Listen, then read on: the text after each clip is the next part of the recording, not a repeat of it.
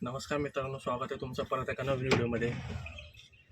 तर आज आपण व्हिडिओ जो बनवतोय तो आता मी मध्ये गेलेलो अक्कलकोटला.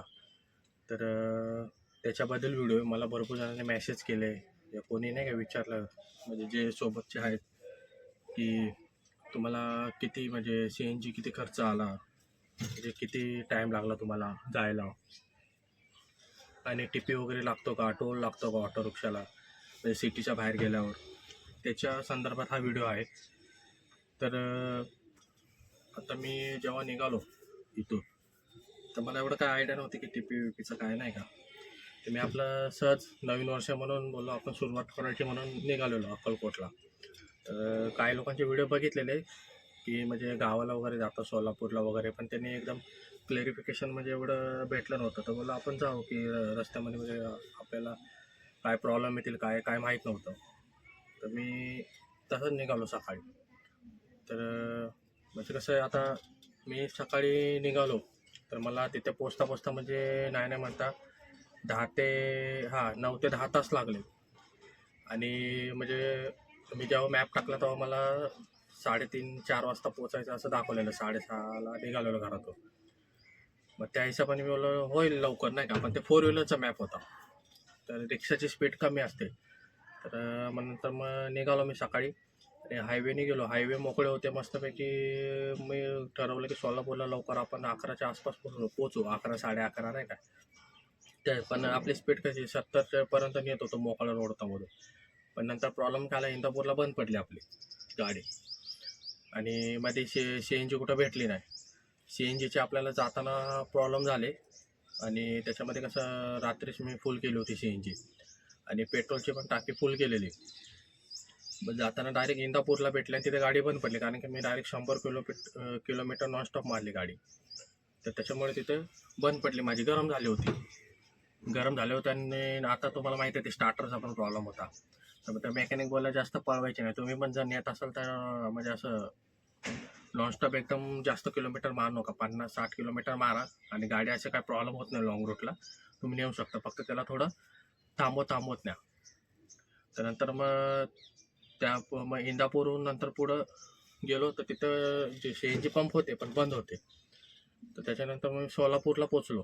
हायवे एकदम मस्त, हायवेचा काय प्रॉब्लेम नाही, हायवे एकदम खटाखट आहे. आंधळा पण चालवलं एकदम, असं फक्त एकच सरळच रोड आहे, हायवे पण चांगले.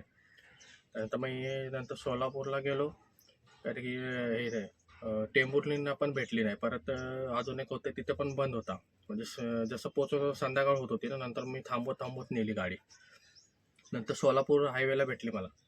सोलापूरला भेटली ते म्हणजे सोलापूरला ते टर्न मारला ना मंडईपासून, तिथे एक सी एन जी पंप आहे, तिथं भेटले. तिथं पण बंद होती. मग तिथले रिक्षावाले वगैरे विचारलं मी काय किती वाजता, ते लोक कसं ग्रुप असतो त्यांचा, की सी एन जी आली सकाळी तर लगेच हे लोक नंबर लावून भरून घेतात, त्यांच्या ग्रुपला मेसेज पडतो सी एन जी आली म्हणून, आणि नंतर संपून जाते. मग संध्याकाळी तर नव्हतीच. म्हणजे मी तिथं अक्कलकोटला पोचलो 4-4:30च्या दरम्यान पोचलो, म्हणजे 9-10 तास लागले मला, 10 तासाच्या आसपास लागले. आणि कारण की ते रिक्षाचा प्रॉब्लेम झाला नाही तर लवकर पोचलो असतो. आणि एक फॅमिली होती म्हणून थांबत गेलो. आणि थांबतच जावा तुम्ही जर गेले तर. ठीक आहे. मग माझी काही एक कांडी होती पिवळीवाली आणि एक लालवाली उरलेली. मग सकाळी लवकर निघालो तिथून 8:30च्या दरम्यान, दर्शन वगैरे घेऊन. तर तिथे हॉटेल वगैरे असतं आतमध्ये, बाहेर बघू नका हॉटेलमध्ये, आतमध्येच बघा. ते यात्री भवन असतं तिथे बघा. ठीक आहे. मग सकाळी परत निघालो 8:30ला. 8:30ला सी एन जी पूर्ण हे झाली होती, संपली होती. मग मी अक्कलकोटून सोलापूरपर्यंत कशी तरी आणली गाडी, नाही काय थोडं 40च्या स्पीडने, ब्रिज वगैरे चढलो नाही. मग सोलापूरला भेटली मला. ते झालं. मग तिथून जाताना काही सी एन जीचा प्रॉब्लेम झाला नाही, येताना भेटली. मग मला सी एन जीचा खर्च किती आला टोटल येऊन जाऊन, 920 रुपये झाला पूर्ण टोटल येऊन जाऊन, नाही का. 920 रुपये सी एन जी लागला पुन्हा. आणि उरली पण सी एन जी, म्हणजे घरी आलो तरी उरलेली सी एन जी. येताना काय प्रॉब्लेम झाला नाही. आणि पेट्रोल पण एक पण यूज झालं नाही, फक्त सकाळी जी कोल्ड स्टार्ट केली ती, नाही तर मध्ये असा म्हणजे संपलीच पूर्ण आणि भेटली नाही असा प्रॉब्लेम नाही झाला. तर 920 रुपयाचा पूर्ण येऊन जाऊन सी एन जीचा पूर्ण खर्च आला. आणि टी पीचं टोल रिक्षाला लागला नाही, आणि लागत नाही टोल त्याचं सेपरेट जायला रस्ते, तिथून टू व्हीलर जातात तिथून आपण जाऊ शकतो. तर टोल वगैरे काही लागला नाही. आणि टीपीचा काय प्रॉब्लेम आहे की टीपी मला येताना टेंभुर्णीला पकडलं. टेंभुर्णीला पोलीसवाले असतात चेकिंगला, 100% भेटणार तुम्हाला पोलीसवाले. तर येताना मला पकडलं आणि जेव्हा परत अकोलकोटून पुण्याला येत होतं तेव्हा इथं परत त्या टेंभुर्णीच्या हायवेला पकडलाच परत, म्हणजे टोल नाक्याला. आणि त्याच्या पुढं पण पकडलं इंदापूरला. म्हणजे 5 टोल नाके टोटल लागतात. 3 टोल नाक्याला कोण नव्हतं, 2 टोल नाक्याला पकडले. मग त्यांनी विचारलं टीपी काढलाय का? मी म्हणलं सर टीपी काय माहीत नाही. बोला ये तुला सांगतो टीपी नाही का. तर टीपी म्हणजे टेम्पररी परवाना असतो, म्हणजे टेम्पररी परमिट असतं ते, त्याला टीपी म्हणतात. आणि तो टीपी पण निघतो कसा, तुमचा जो इन्शुरन्स असेल, इन्शुरन्सवर टीपी निघतो. गाडीचा इन्शुरन्स पण पाहिजे टीपीसाठी. आणि मी एजंटला विचारलं तर टीपीचा पण खर्च काहीतरी 700-800 का 500 काहीतरी आहे अंदाजे. आता प्रत्येक एजंटचं वेगळं असतं ते घेणं, चार्जेस किती असतं. मला 600-700 बनलेला, 700च्या आसपास. म्हणजे हे सगळं झाल्यानंतर फाईन मारल्यानंतर मी विचारलेलं त्याला. तर मग तो पोलिसाला बोलला फाईन लागेल तुम्हाला ऑनलाईन, नाही का 1500 वगैरे घेतात नाही का. मला घ्या काय, तर मला माहीत नव्हतं असं तसं हे ते बोलून थोडंफार देऊन सुटलो तिथून. पण 3 टोल नाक्याला द्यावं लागतं, पण टीपी काढावं लागतो.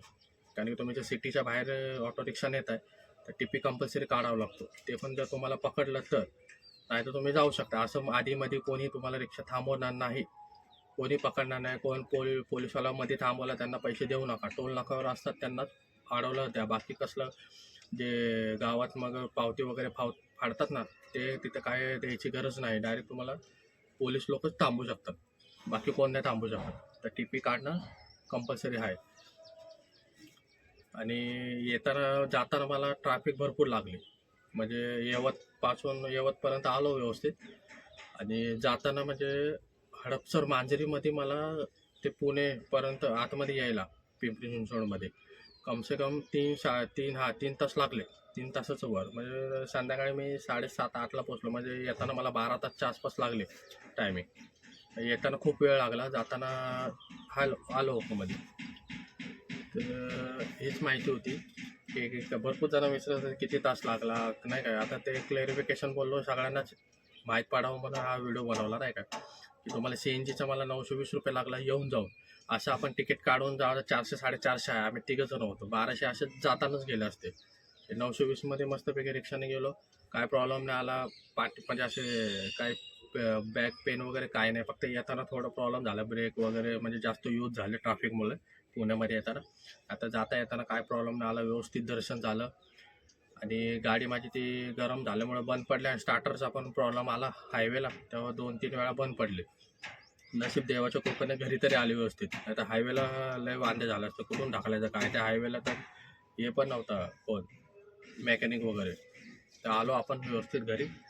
आणि बाकीचा तर खर्च काय नॉर्मल आहे, जेवणाचा तर सांगू शकत नाही. इम्पॉर्टंट तर हेच आहे आपलं, की टीपी लागतो का, आणि टोल तर भरावं नाही लागत. आणि जायचं आपल्याला CNGचा खर्च 920च्या आसपास झाला. आणि त्या 920च झाला. आणि पेट्रोल वापरायला नाही लागलं. आणि टोल तर भरावं लागत नाही. ते एवढंच होतं. बाकी तर काय खर्च सांगून उपयोग नाही. तर फॅमिली होते तेवढा तर होतोच खर्च. तर आय होप तुम्हाला हा व्हिडिओ आवडला असेल. व्हिडिओ आवडला असेल तर लाईक करा, सबस्क्राईब करा. भरपूर जण व्हिडिओ बघतात पण सबस्क्राईब करत नाही. म्हणजे 90% लोक माझे विदाऊट सबस्क्राईब जे आहेत तेच बघतात. प्लीज जर बघत असेल तर सपोर्ट करा, म्हणजे असंच नवीन नवीन व्हिडिओ तुम्हाला बघायला भेटेल. ठीक आहे, धन्यवाद.